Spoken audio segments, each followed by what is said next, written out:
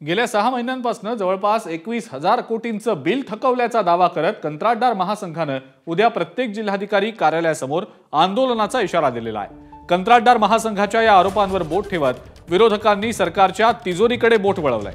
राज्यातल्या कंत्राटदारांची तब्बल 40,000 कोटींची बिलं थकवल्याचा आरोप विरोधी पक्षनेते विजय वडेट्टीवारांनी केला। रोहित पवारांनी तर विभागनिहाय थकीत बिलांची यादीच एक्सवर पोस्ट करत शेअर केली आहे। कर्मचाऱ्यांचे पगार द्यायला देखील तिजोरीत पैसे शिल्लक राहणार नाहीत असा दावा संजय राऊतांनी केला। महाराष्ट्रात सुद्धा लाडक्या बहीण योजनेचा हप्ता दुसरा किंवा तिसराच वेळ चौथा देण्याची ताकद या सरकारमध्ये अजिबात नाही। तिजोरीत पैसे नाहीत। सरकारी कर्मचारी, शिक्षक, पोलीस यांचे सुद्धा पगार होणार नाहीयेत। 66,000 कोटी रुपये सरकार थकबाकीत गेले।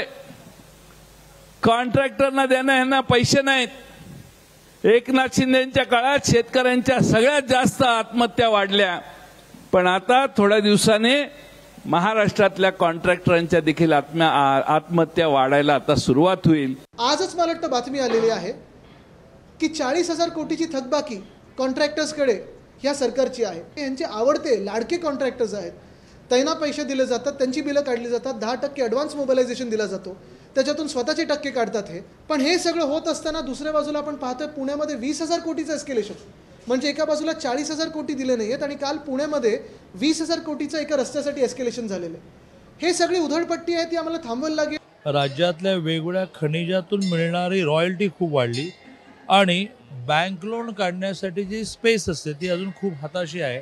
त्यामुळे महाराष्ट्राच्या तिजोरीची विरोधकांनी काळजी करण्याचं कारण नाही। एबीपी माझा, उघडा डोळे बघा नीट।